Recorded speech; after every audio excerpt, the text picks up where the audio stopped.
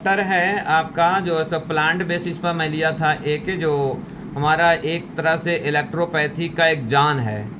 तो जान बोले तो उसी को बोलता है कि जो हमारे मेडिसिन में यूनिवर्सल रेमेडीज़ के रूप में जानते हैं। तो यूनिवर्सल रेमेडीज़ में जो हमारा आता है, जो हमारा अस्क्लोरोफ्लोसो 1 आता है, जो S1 आता है, और S1 का जो है सो 9 प्लांट में जिसमें जो पाया जाता है, हाइड्रास्टिस कैनेडेंसिस सबसे पहला प्लांट माना जाता है उसमें, और नक्स भूमिका। ऐसा तो 9 प्लांट है, 9 भी इम्पॉर्टेंट है, लेकिन जब लाइनिंग में आता है तो सबसे पहला प्लांट जो ऊपर में जो टाइप किया गया है वो हाइड्रास्टिस कैनेडेंसिस होता है। ठीक है, तो हाइड्रास्टिस कैनेडेंसिस के एक ऐसे प्लांट है, इसको हम पढ़ेंगे एक तरह से फार्मालॉजिकल उसमें एक्शन क्या होता है, और ये मॉडर्न साइंस में इसका एक्शन क्या होता है, ये चीज़ देखेंगे कि जो हमारा इलेक्ट्रोपैथिक में S1 हमारा डाइजेस्टिव सिस्टम पर क्यों काम करता है, क्या कारण है, इसमें कौन सा फाइटोकेमिकल पाया जाता है कि जो हमारा ये इलेक्ट्रोपैथिक में आ करके हमारा digestive system, respiratory system, urinary system, plus आपको सेक्सोलॉजी, रिप्रोडक्टिव सिस्टम, या ब्रेन का सिस्टम, या नर्वस सिस्टम, या स्पाइनल, या सर्वाइकल स्पाइन का सिस्टम, यानी जितने भी आते हैं इसमें पूरे को कवर करता है। तो इसमें कौन सा मेडिसिन है, तो हम जानते हैं कि एक मेडिसिन जो हम मॉडर्न साइंस में जो पढ़ते हैं कि डॉक्टर एक अंधाधुन उसका इस्तेमाल करता है, क्या जो है जिसको नाम हम जानते हैं क्या, एंटीबायोटिक। एंटीबायोटिक का मतलब क्या होता है, एंटी का मतलब अगेंस्ट, और बायोटिक, बायो का मतलब जीव, और टिक यानी बायो जीवित, यानी हर जीव पे काम करने वाला, हर जीव को अगेंस्ट काम करने वाला, हर बैक्टीरिया को अगेंस्ट काम करने वाले को हम एंटीबायोटिक बोलते हैं। तो उसी तरह से हमारी बॉडी में कौन सा केमिकल पाया जाता है कि जिसके कारण से हमारा, अब कोई भी डिजीज़ होता है तो हम उसमें ले लेते हैं कि चलो S1 दे दो, भूख नहीं लग रहा तो S1 दे दो, भूख ज़्यादा लग रहा है तो S1 दे दो, गैस ज़्यादा बन रहा है तो S1 दे दो, गैस नहीं बन रहा तो S1 दे दो, बॉडी में हीट पैदा हो रहा है तो S1 दे दो, बॉडी में ठंडा हो रहा है तो S1 दे दो। क्यों होता है ऐसा, हमारा क्या केमिकल पाया जाता है इसमें कि जिसके कारण से हम बहुत S1 को ऑथेंटिक मानते हैं, और S1 के बिहेव में, यानी S1 के जो ग्रुप जो होता है अस्क्लोरोफ्लोसो 1 ग्रुप होता है, इसमें जो हाइड्रास्टिस कैनेडेंसिस होता है, इसमें हम क्यों मानते हैं, इसका क्या रोल है उसमें कि जो इतना बड़ा इसका महत्वपूर्ण योगदान दिया गया है मैटी जी के थ्रू से। ठीक है, तो इसमें कहता है कि हमारा ये कॉमन नेम जो होता है इसका हाइड्रास्टिस कैनेडेंसिस का, ये जो है सो हमारा दो चीज़ होता है ना भाई, एक फैमिली नेम होता है, एक कॉमन नेम होता है। कॉमन नेम इसको हमारा गोल्डन सील के नाम से जानते हैं। क्या नाम जानते हैं, गोल्डन सील। अगर गोल्डन सील भी अगर लीफ मारिएगा, गोल्डन सील प्लांट भी मारिएगा तो आपको हाइड्रास्टिस कैनेडेंसिस ही बताता है आपको। ठीक है, फैमिली का था रेनू गैलेसी फैमिली का नंबर है, ये आपको ये ग्रुप होता है। इसमें टाइप का है प्रीनेलियल हर्ब, यानी ये प्योर हर्ब के रूप में इस्तेमाल होता है। दूसरा कहता है, और प्लांट्स डिस्क्रिप्शन में क्या कहता है, इसका हाइट जो इसका होता है डिस्क्रिप्शन के, यानी उसका डिटेल, यानी प्लांट का डिटेल में क्या क्या देखने को मिलेगा ये चीज़ देखेंगे हम। तो प्लांट डिस्क्रिप्शन में इसका हाइट जो होता है 20 से 30 सेंटीमीटर, यानी 8 से 12 इंच इसका लंबाई होता है, यानी हाइड्रास्टिस कैनेडेंसिस का। कहता है लिव यानी ब्रॉड व्रिंकल्स और प्लान विथ द लोब्स, यानी लिव विथ लोब्स, यानी इसका कहता है कि यानी ब्रॉड रिंकल्स होता है, यानी राउंड साइड का एक पत्ता होता है इसमें। कहता फ्लावर भी स्मॉल जिमिसी वाइट फ्लावर, इसका यानी फूल जो होता है यानी वाइट होता है। फ्रूट कहता ब्राइट एंड द प्रीबी, यानी वाइट होता है इसका, ब्राइट चमकीला जैसा मतलब कि इसका फ्रूट होता है। रूट इसका जड़ जो होता है से बिल्कुल ऑरेंज येलो और थिक होता है, यानी येलो यानी ऑरेंज रूट के नाम से भी इसको जानते हैं। और साउथ अफ्रीका अमेरिका में इसका रूट का इस्तेमाल बहुत ज़ोरों से बहुत अच्छे जगह पे इसका काम करता है आपको। ठीक है, अब कहता है कि हैबिट ग्रोथ, ये कैसा कहता है, प्रीफियर साइडी वुडलैंड है ना, प्रीफियर साइडी यानी बिल्कुल ठंडे जगह पे ये ज़्यादातर देखने को मिलता है। मस्ट बेल डिटर्माइन सॉइल, यानी मॉइस्ट बेल मॉइस्ट सॉइल, यानी वैसे मिट्टी जहाँ पे नमी का कंटिन्यू रहता है, जहाँ पे पानी का स्रोत जहाँ से कंटिन्यू रहता है वहाँ पे ये ज़्यादा मतलब यानी ये पाया जाता है। ठीक है। दूसरा कहता है कि अब इसमें जो है से एक्टिव कंपाउंड, अब मेन जो केमिकल आता है कि कंपाउंड क्या मिलता है इसमें तब बताता है। एक्टिव कंपाउंड में ब्रेब्रीन एक इसमें एक केमिकल है ब्रेब्रीन, ये जो याद रखिएगा, यही केमिकल जो हमारा जो है सो केमिकल नाम से ब्रेब्रीन केमिकल नाम से जो है सो हमारा हाइड्रेस्टिस कैनाडेंसिस में पाया जाता है। और एक इलेक्ट्रोपैथिक का एक और प्लांट है, उसमें भी आपको ब्रेब्रीन पाया जाता है, वो जो होता है सो हमारा कहाँ होता है, बेरवरी वेलग्रीज में। तो अब ये मान लीजिएगा कि बेरवरी वेलग्रीज और हाइड्रेस्टिस कैनाडेंसिस दोनों में बेरवरीन केमिकल पाया जाता है। तो अब सोच लीजिए कि जो S1 काम करेगा उसका भी कुछ ना कुछ हिस्सा आपको मतलब S5 में दिया हुआ है, तो S5 भी सेम काम करेगा। तो इसीलिए कहा जाता है कि किसी पैरालिसिस वाले को एक्यूट में S1 का 1000 और F1 का 1000 दिया जाता है, तो उसी तरह से एक क्रॉनिक पैरालिसिस में S5 का 1000 और F1 का 1000 और बेनवन का 1000 दिया जाता है। इसके कारण से क्योंकि बर्बरीन जो होता है सो हमारा S1 में भी पाया जाता है और S5 में पाया जाता है। और इसका काम है बर्बरीन का कि जो हमारा स्टोन को भी डिजोल्व करने का काम करता है, क्योंकि बेरवरी वेलग्रीज एक प्लांट एक ऐसा होता है कि जो कि हमारा स्टोन को डिजोल्व करने का काम करता है। उसके बाद हाइड्रोस्टिस एक और इसमें केमिकल पाया जाता है कैनाडीन।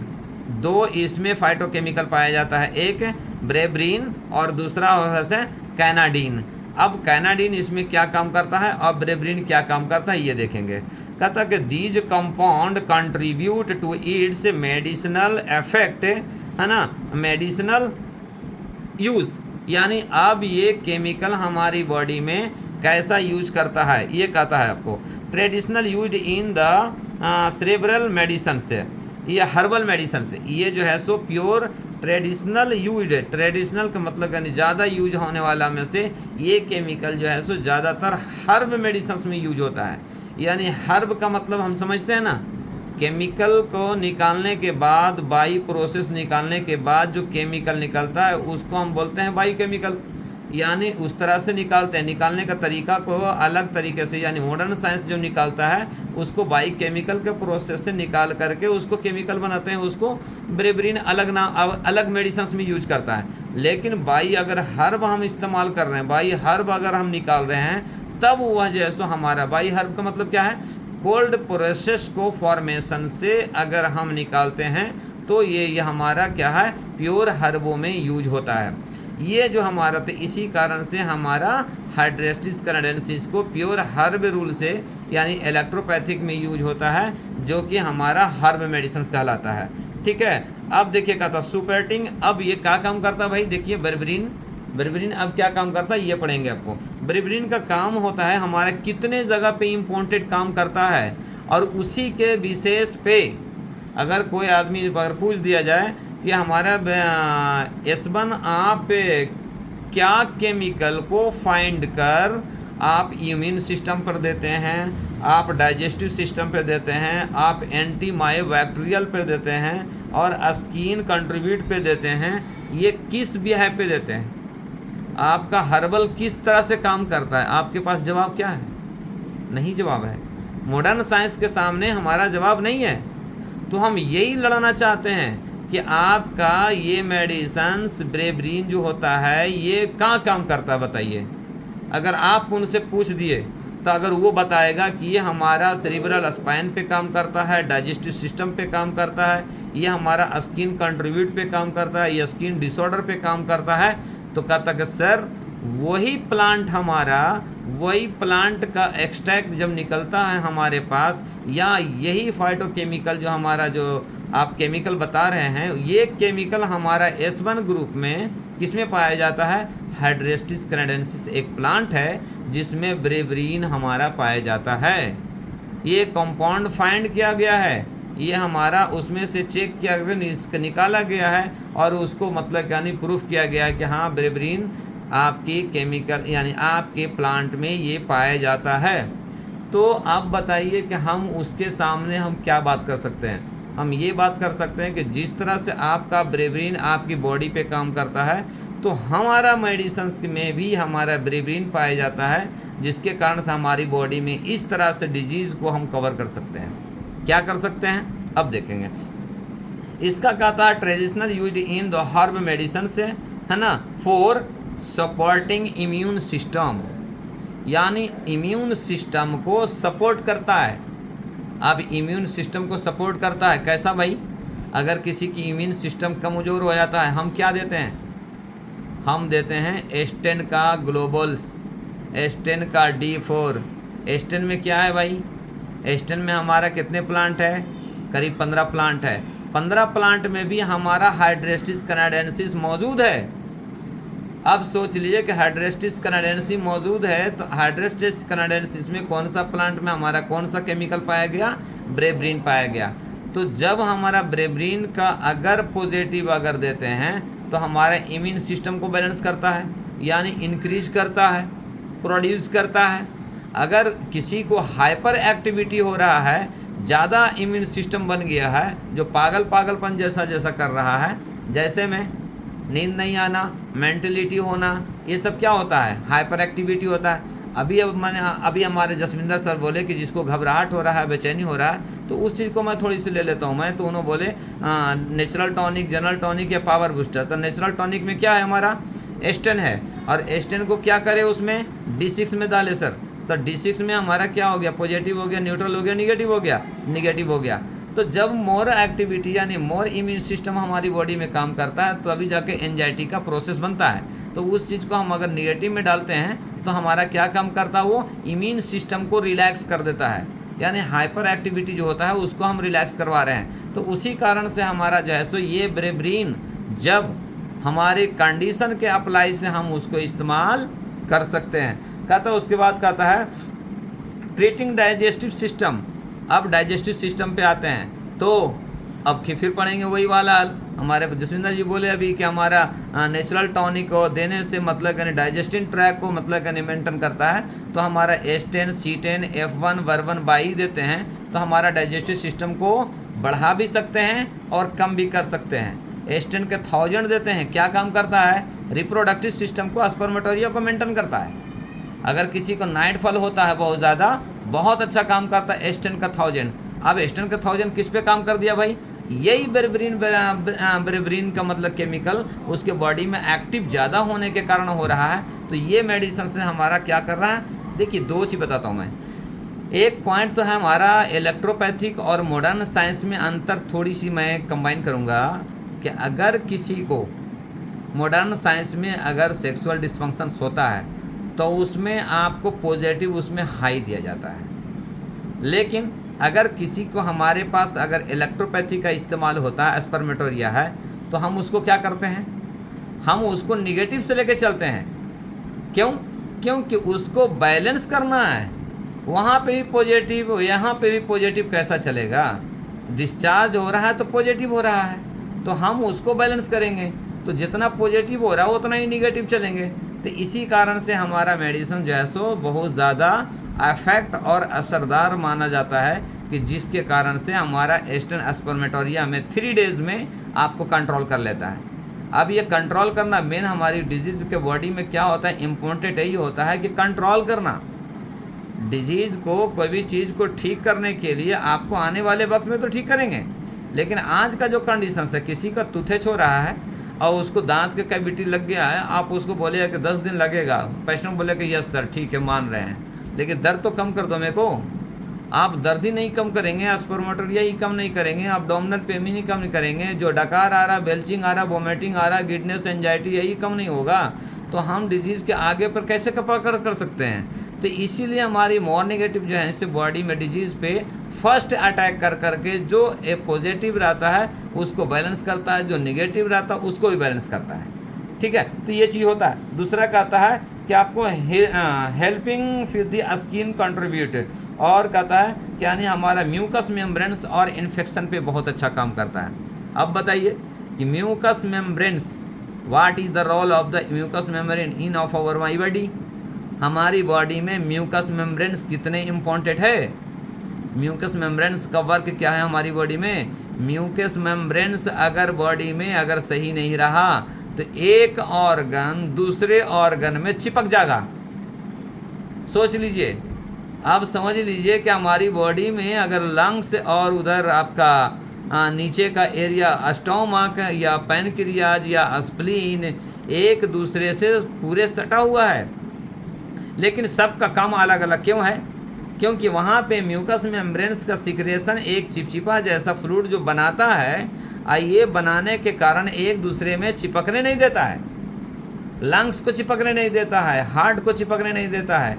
एक दूसरे ऑर्गन के बीच में एक लेयर रहता होगा जो वेज हैं, जो मसल्स वगैरह को कट करते हैं या वक्रा वगैरह को देखते हैं, तो उसको देखिएगा एक लेयर बाई लेयर स्किन का अलग अलग बीच में, मसल्स के बीच में एक स्किन का अलग से लेयर दिया हुआ रहता है ताकि एक मसल्स दूसरे मसल्स में अटैच ना हो।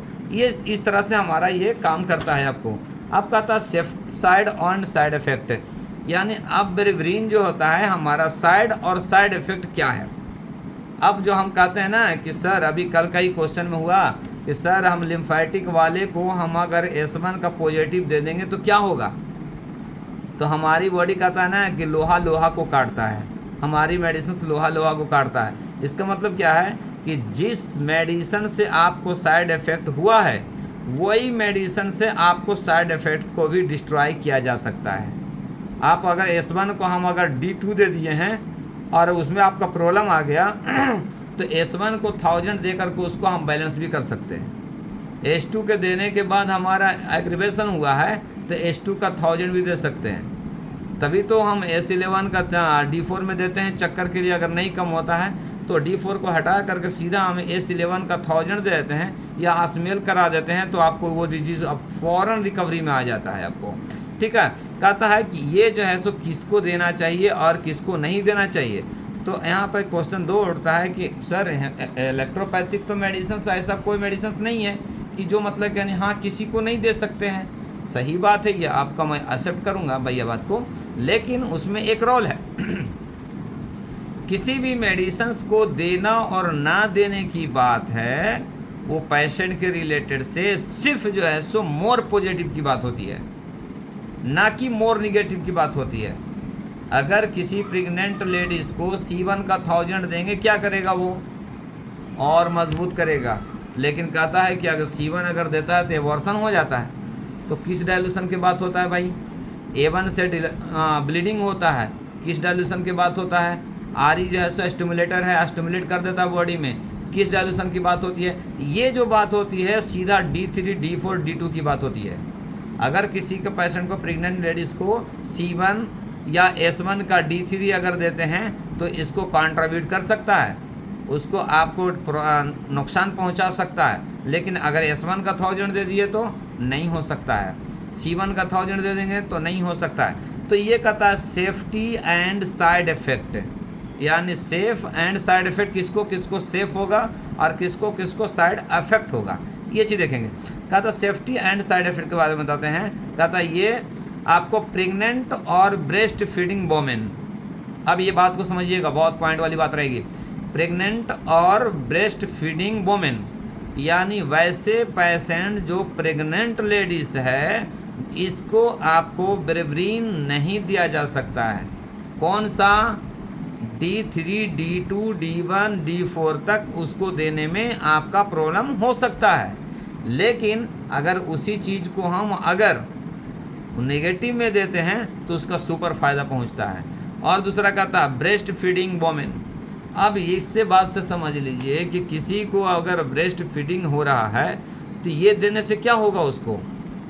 ये देने से आपको ब्रेस्ट में जो है दूध जो प्रोड्यूस हो रहा है वो सूख जाएगा, उसका कंटेंट चेंज हो जाएगा, उसका जो प्रोड्यूस मात्रा जो बनने का जो क्वांटिटी है वो कम हो जाएगा। तो अब इससे अंदाज़ा लगा सकते हैं, सपोज किसी बैड लक लेडीज़ महिला है जिसका बच्चे बीमार रहने के कारण वो दूध नहीं पी पा रहा है और उसके माँ को मतलब यानी दूध का प्रोड्यूस का सिक्रेशन कंटिन्यू है, और उस पेशेंट को मतलब यानी हम अगर दूध को हम अगर खाना चाहेंगे तो क्या हमारा ब्रेविन से दूध नहीं सूखेगा? क्या सूखेगा? तो उसके लिए जो है से डोज हमारा पॉजिटिव रहेगा और वो पॉजिटिव कंटिन्यू चलाने से वो आपका ब्रेस्ट फीडिंग सूख जाएगा। अगर किसी को अगर सूख गया है तो क्या कर सकते हैं भाई, जब सूख गया है तो इसी चीज़ को निगेटिव से पॉजिटिव आएंगे तो आपको दूध को बना देगा, ये मान लीजिए आप। ये कंटेंट बताता है। दूसरा कहता है एक्सेस यूज में कॉज, है ना, digestive system irritations, digestive irritations. अब क्या बोल रहा है कि अगर किसी पेशेंट को ब्रेवरीन केमिकल अगर ज़्यादा दिया जाए तो उसको आपको डाइजेस्टिव सिस्टम में इरिटेशन हो जाएगा, यानी मोर एक्टिव हो जाएगा। इसीलिए S1 का D3 का रोल कहीं पे ज़्यादा देखने को आपको नहीं मिलता है, D4 के बाद ही का रोल मिलता है। S1 before meal, S10 after मील बोलते हैं ना। तो इसके रोल से भी हम उस चीज़ को कंप्रोमाइज कर सकते हैं, कंबाइन कर सकते हैं कि हमारी बॉडी में जब ये एक डिजीज यानी एक ब्रेवरीन जो केमिकल होता है हमारा इरिटेबल कम कर सकता है। इरिटेबल को मतलब यानी इस तरह से कर सकता है, तो क्या हमारी बॉडी में ये इरिटेबल सिंड्रोम को क्या डिस्ट्रॉय नहीं कर सकता है? इसीलिए हम देते हैं इरिटेबल सिंड्रोम में S1/A1 100 दे करके इरिटेबल बॉल गैस सिंड्रोम को कवर करते हैं। सोच लीजिए कि जिस तरह से हमारा ये पॉजिटिव में मेडिसिन डालने के बाद, डोज डालने के बाद बॉडी को डिजीज़ को और ज़्यादा एक्सेस बनाता है, तो उसी तरह से उसी डिजीज़ में निगेटिव डालने के बाद हमारे पास क्या हो सकता है, वो डिजीज़ को डिस्ट्रॉय कर सकता है, वो डिजीज़ को बैलेंस कर सकता है। तीसरा कहता है कि नर्वस सिस्टम इफेक्ट है। अभी हम बताएं ना, कभी भी आपको नर्वस सिस्टम में S1 का D1 या D2 नहीं देखे होंगे, क्योंकि नर्वस सिस्टम जो है सो S1 यानी ब्रेवरीन देने के बाद वो नर्वस सिस्टम और डिसऑर्डर हो सकता है। तो जब डिसऑर्डर होने की बात कर रही है तो क्या डिसऑर्डर को आपको बैलेंस करने का भी तो बात होगा। तो इसीलिए हमारा ये जो है सो S1 जो है सो हमारा 100% आपको नर्वस सिस्टम पे निगेटिव देने के बाद बहुत अच्छा काम करता है। तभी तो हम देते हैं नर्वस सिस्टम पे क्या देते हैं, S1 का 1000, F1 का 1000, N1 का 1000, ये तीन जो दे देते हैं तो आपको जितने भी नर्वस सिस्टम का डिसऑर्डर और मेंटलिटी रहता है वो पूरे एक चीज़ को कवर कर लेता है। अब देखिए कहता है इसमें आपको ब्रेवरीन केमिकल जो होता है ये केमिकल क्लासिक जो कहता है आइसोक्विनोलिन, ये जो होता है एक इसमें केमिकल जो मेन पाया जाता है आइसोक्विनोलिन एल्कोलाइड पाया जाता है। ये आइसोक्विनोलिन एल्कोलाइड कहता मॉलिक्यूलर क्या होता है फॉर्मूला C2OH18NO4।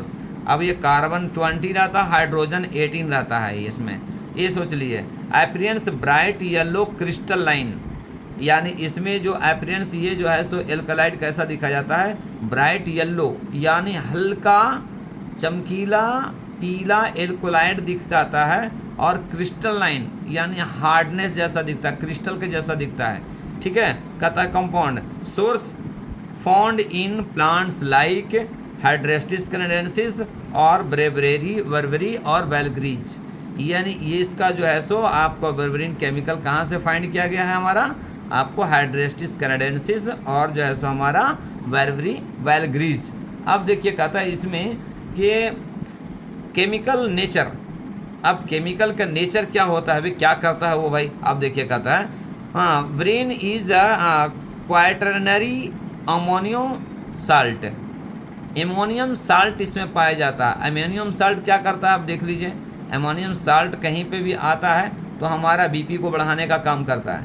तो इसीलिए तो हमारा बीपी जब कम होता है तो इसको पॉजिटिव में S1A1RE दे करके बीपी को हम बढ़ाते हैं, और S1A1 बाई को निगेटिव दे करके बीपी को घटाते हैं। कहता if belong to the protoberberine group of the alkaloid highly soluble in alcohol, highly soluble in alcohol, ये एल्कोहल में हाईली देखने को मिलता है, बहुत ज़्यादा देखने को मिलता है। इसी कारण से ज़्यादा एल्कोहल पीने वाले को क्या होता है, IBS का प्रॉब्लम होता है।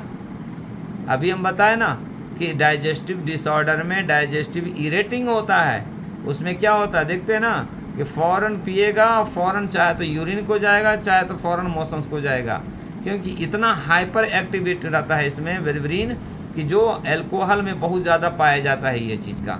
ठीक है, और ये कहता है स्लाइटली सोलूबल इन वाटर, यानी और वाटर में इसका केमिकल भी एक पाया जाता है। अभी बताया ना केमिकल में हाइड्रोजन है ना, 18 है ना। तो वाटर में जो रहता है सो सोलूबल रहता है, यानी बहुत कम मात्रा में, स्लाइटली रहता, थोड़ा रहता है ये। अब कहता है ये फार्माकोलॉजिकल एक्शन, फार्माकोलॉजिकल एक्शन में क्या है भाई, ये कहता है ब्रेवरिन इज द बायोलॉजिकल एकाइन एंड क्रॉन फॉर एंटी मायोबैक्टीरियल। अब इसमें देखिए कहाँ कहाँ काम करने वाला है, डिजीज़ पे क्या काम करेगा, और हमारा इसमें क्या है, एक्शन क्या लेता है, यानी कौन कौन सा बीमारी से ये लड़ सकता है, कौन कौन सा बीमारी को ये भगा सकता है। कितनी अच्छी बात बता रहा हूँ मैं। कहता है एंटी माइक्रोबैक्टीरियल, है ना, एंटी माइक्रोबैक्टीरियल। मैं पहले में ही बताया कि ये जो है सो बैक्टीरिया को डिस्ट्रॉय करता है, बैक्टीरिया को मारता है। तो एंटी माइक्रोबैक्टीरियल का मतलब हो गया, क्या हो गया, एंटीबायोटिक के जैसे ये काम करने वाला ये मेडिसिन है। तो आप सोच लीजिए कि एंटीबायोटिक कौन सा डिजीज़ में नहीं देता है हमारे पास मॉडर्न साइंस, हर डिजीज़ में देता है।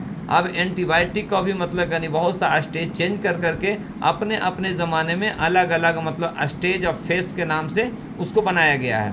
तो इसीलिए हमारा जो है सो बर्बरीन जो है सो केमिकल हमारा हाइड्रेस्टिस कैनाडेंसिस में पाया जाता है और बर्बरी वैल्गरिस में पाया जाता है, जिसका एक्शन है सो एंटी माइक्रोबैक्टीरियल, यानी किल बैक्टीरिया को, फंगी को, पैरासाइट को मारने का काम करता है ना। किल बैक्टीरिया यानी बैक्टीरिया को मारता है, फंगी है ना, एक फंगल इन्फेक्शन होता है ना, फंगी को ही मारता है, पैरासाइट को भी मारता है, मलेरिया पे भी काम करता है ये। अब ये और दूसरा कहता है एंटी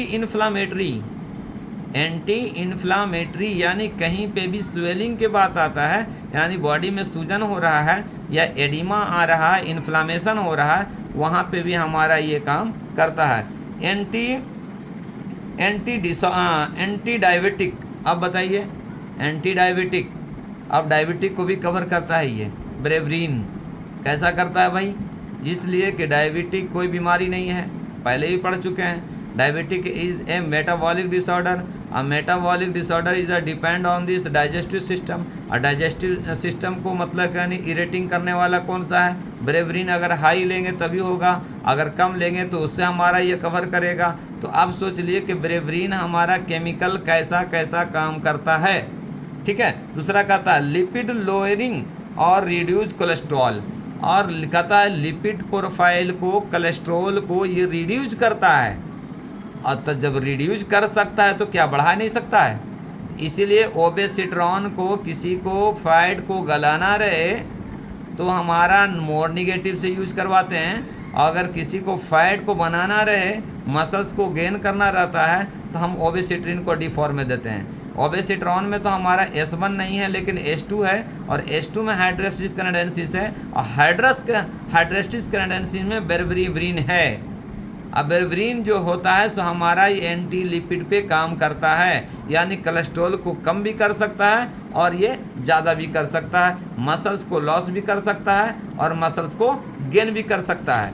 तो ये जो था सो, और दूसरा कहता है मैकेनिज्म, यानी मैकेनिज्म क्या होता है भाई, इसको एक्शन ऑफ द कहता है एक्टिवेट्स एमपीके एंजाइम। अब ये जो है सो एंजाइम पे भी वर्क करता है, यानी एंजाइम को प्रोड्यूस करता है, बनाता है, इम्पॉर्टेंट ऑफ फॉर मेटाबॉलिज्म।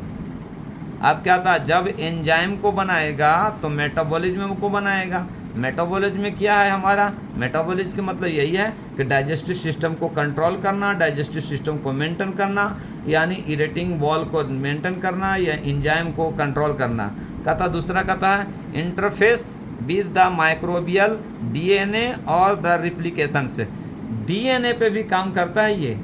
सोच लीजिए कि हमारा ये अभी जब हम वही मैं सर्च कर रहा था कि कोई ऐसा मेडिसिन जो रहे कि जो हमारा डीएनए तक लेके जाने वाला मेडिसिन रहे, तो मैं ढूंढते ये मिला बुक में कि देखिए ये जो है सो हमारा हाइड्रेस्टिस कैनाडेंसिस एक ऐसा प्लांट है कि जिसमें हमारा ब्रेवरीन है। अब ब्रेवरीन जो इतनी मतलब यानी मैकेनिज्म ऑफ एक्शन में आता है तो वो डीएनए पे भी काम करता है ये।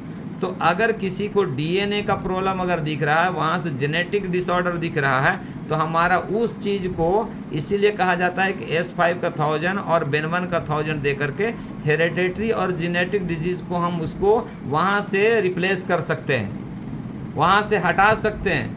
कहता ना कि मेरे वालिद साहब के शुगर है तो मेरे का तो आना ही आना है। भाई अभी आपके पास वक्त है, अगर जब तक नहीं आया है, अगर इस चीज़ को देंगे तो आपको डीएनए को भी कवर करेगा, वहाँ पे जो न्यूट्रिशन की कमी हो रहा है उस चीज़ को भी आपको कवर पहुँचाएगा, यानी इस चीज़ को न्यूट्रिशन पहुँचाएगा।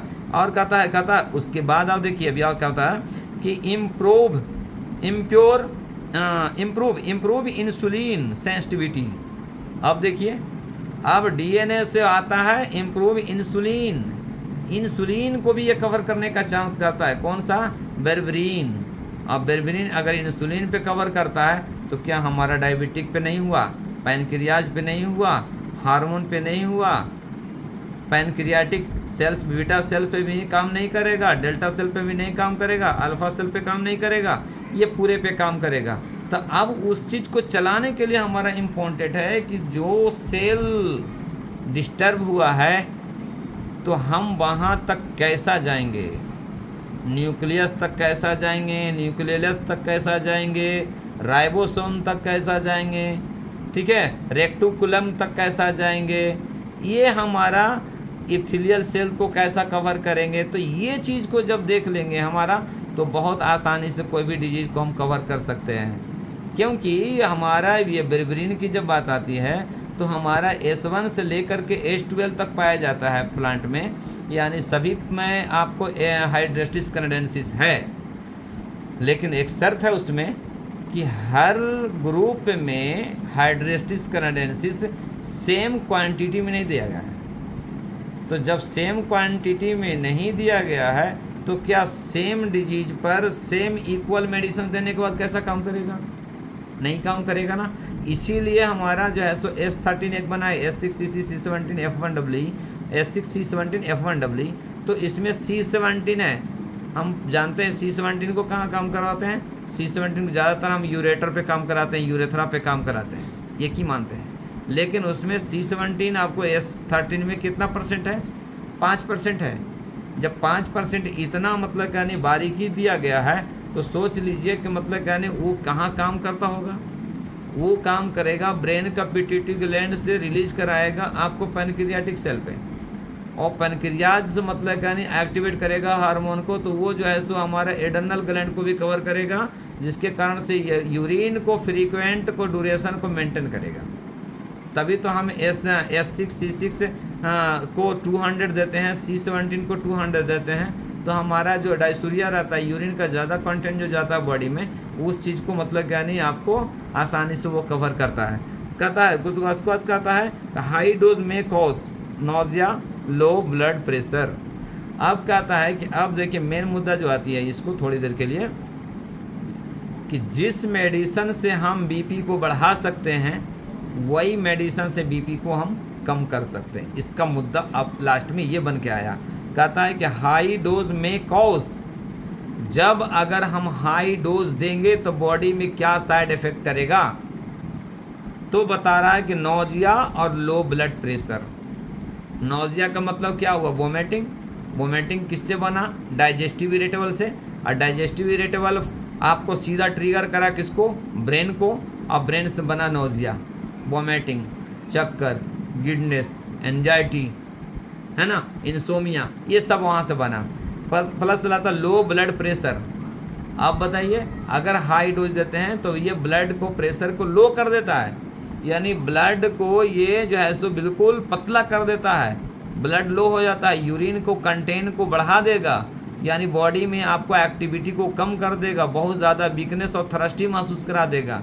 तो जब इस तरह के अगर करा सकता है तो क्या वैसे डिजीज अगर आए तो क्या हम उसको नहीं दे सकते हैं? उसको अगेंस्ट में दे करके दे सकते हैं, ठीक है। नो से प्रेग्नेंट वोमेन और new born can cause jaundice risk. अब ये इसमें लास्ट पॉइंट बताया, no safe for pregnant women. Pregnant women को हम नहीं दे सकते हैं, सेफ्टी नहीं है, बट कंडीशन अप्लाई। क्या भाई? वो प्रेग्नेंट लेडी जिसका मंथ 1 मंथ से 3 मंथ, और डोज उसका डाइल्यूशन जो रहेगा D1 से लेकर D4, प्लस डोज कंटेन रहेगा 20 से 40 ड्रॉप। ये 3 ऑप्शन को आपको ध्यान में देना है कि प्रेग्नेंट लेडीज़ को क्या नहीं देना है। मेडिसिन दे सकते हैं, नो ऑब्जेक्शन। वोमेंटिंग के लिए तो हम S11 को उसमें देना ही देना है, S10 को देना ही देना है। तो S1 में भी हमारा हाइड्रोस्टिस कैनेडेंसिस है और S11 में कैनेडेंसिस है, हाइड्रोस्टिस कैनेडेंसिस है। तो हम नहीं कैसा दे रहे हैं, लेकिन हमारा उसमें डाइल्यूशन आपको चेंज हो जाता कि आपको D3, D1, D2 नहीं दे करके, D4 ना दे करके हम D5 और D6 का इस्तेमाल करते हैं। इसका मतलब क्या है कि न्यूट्रल डोज देने के बाद कोई भी डिजीज को हम बैलेंस कर सकते हैं और निगेटिव देने के बाद कोई भी डिजीज को हम ठीक कर सकते हैं, और पॉजिटिव डिजीज देने के बाद, पॉजिटिव डोज और डाइल्यूशन देने के बाद जो बीमारी के लिए हम दे रहे हैं वो बीमारी में वो एग्रेवेट कर सकता है। ये जो था से आज का जो फर्स्ट पॉइंट ऑफ द था क्या था, hydrastis canadensis, plant of the स्क्लेरोफ्लोसोवन, केमिकल वाइज द ब्रेवरीन, और ये फाइटोकेमिकल और मैकेनिज्म और एक्शन नेचर पूरा बताया। तो अब आज से कोई भी एक डॉक्टर नहीं पूछ सकता कि हमारा मेडिसिन इलेक्ट्रोपैथिक बॉडी पे कैसा काम करता है। ये चीज़ को मैं सुनने को तैयार नहीं हूँ। मैं हर इंसान को ये मालूम होना चाहिए कि जो आप डाइजेस्टिव सिस्टम के लिए जो आप एंटीबैक्टीरियल के इस्तेमाल करते हैं, उसी तरह से हमारी बॉडी में जो है एंटी माइक्रोबियल पे काम करने वाला ब्रेवरीन एक केमिकल है कि जो हमारा एंटीबैक्टीरियल को किल करता है, फंगी पैरासाइट को डिस्ट्रॉय करता है, इम्यून सिस्टम को बैलेंस करता है और डाइजेस्टिव सिस्टम को मेंटेन करता है, नर्वस सिस्टम को मेंटेन करता है। ये आपका था। अब इसके रिलेटेड से किसी को क्वेश्चन है तो पूछ सकते हैं। सर नमस्कार। नमस्कार सर। सर अभी आपने पढ़ाया ब्रेवरीन जो है फाइटोकेमिकल, ये S1 से लेके S12 तक है सब में, लेकिन S1 में, S5 में, S10 में सबसे ज्यादा है। हाँ। तो सर हम S1 और S5 में से अगर हमारा जो चुनाव रहे, अगर इन दोनों में चुनाव रहे तो इसमें सबसे बेस्ट क्या रहेगा सर? सबसे पहले कि अगर डाइजेस्टिव सिस्टम से रिलेटेड रहेगा तो S1 रहेगा, और नर्वस सिस्टम और मोटर नर्व के सिस्टम से रहेगा, स्पाइनल या तो मसल से रिलैक्सेशन या मसल से स्ट्रक्चर फंक्शंस के रिलेटेड से रहेगा तो S5 रहेगा। तो मोटर नर्व से रहेगा तो S5 का बिल्कुल। यही चीज़ तो ध्यान देना है सर। यही चीज़ सबसे पहला मुद्दा होता है कि हमारा आपको नेस्ट्रोटियम ऑफिसनालिस सब में है, तो हम कैसा उसको सेलेक्ट करेंगे? तो सब का एक्शन अलग अलग है सर। S5 है जो मोटर नर्व पर काम करता है, जो S3 है वो सेंसरी नर्व पे काम करता है। अब सोच लीजिए कि उसके हिसाब से आप देखो, आप डाइजेस्टिव सिस्टम से रिलेटेड है तो हमारा S10 में भी है ना, अभी हम बताएं ना कि S10 में भी हाइड्रोस्टिस कैनेडेंसिस, तो उसमें भी ब्रेवरीन है। अब डाइजेस्टिव सिस्टम से रहेगा तो हमारा S5 ज़्यादा काम करेगा कि S3 ज़्यादा काम करेगा कि S2 ज़्यादा काम करेगा कि S10 काम करेगा ज़्यादा? S10 काम करेगा। तो हमारे पास रास्ता खुला है, बस वो रास्ता को लॉक नहीं खोल पाते हम लोग कि आगे का कैसा खोलना है, ये खोलना इम्पोर्टेंट है जी। सर दूध को सुखाने के लिए बताए थे सर, S1 का T2 S3 नहीं देना है ना सर? देखिए, सुखाने के लिए नहीं बोले, अगर कोई माँ बहने अगर दूध फीडिंग करा रहा है, अगर उसमें हम S1, S2, S1 का D2, D3, D4 अगर देंगे तो उसका दूध जो है सो सूख जाएगा, क्योंकि डाइजेस्टिव सिस्टम का जो है सो केमिकल उसमें बढ़ा देगा, जिसके कारण से हमारा हार्मोन को डिस्टर्ब करेगा, जिसके कारण से दूध सूख सकता है।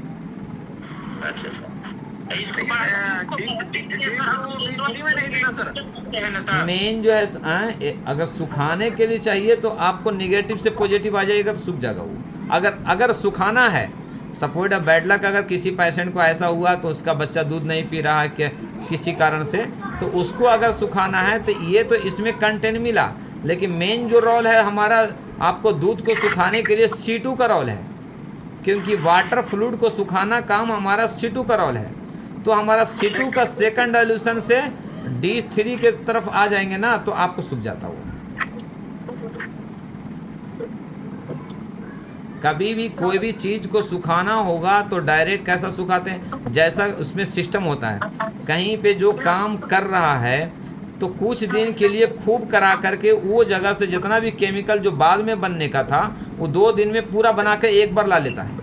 उसके बाद फिर उसको लॉक कर देता है। जैसे हम जख्म कहीं पे बना हुआ है, हम उसको पकाते हैं तो क्या करता है, पकाने में क्या कराते हैं कि जो फ्लूइड जो बाद में पकना था वो आज ही पका करके हम ला लिए, जो बनने का था वो बना लिया, जो ब्लड का सर्कुलेशन में था वहीं लॉक हो गया, वो उसको उधर से ढकेल दिया, इसको इधर से ला लिए।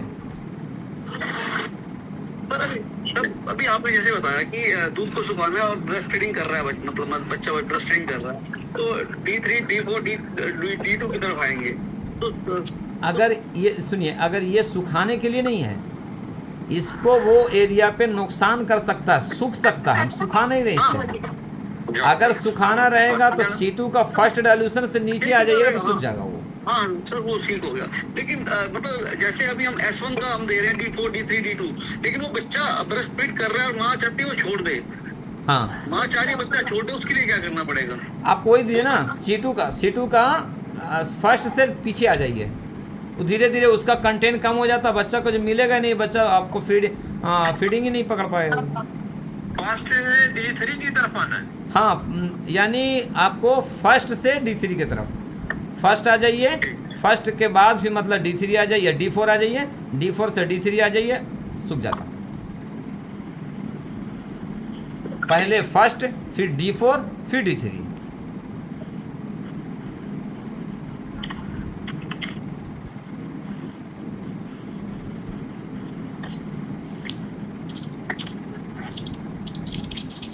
S1 से मैं थोड़ा सा कुछ और बता दूं,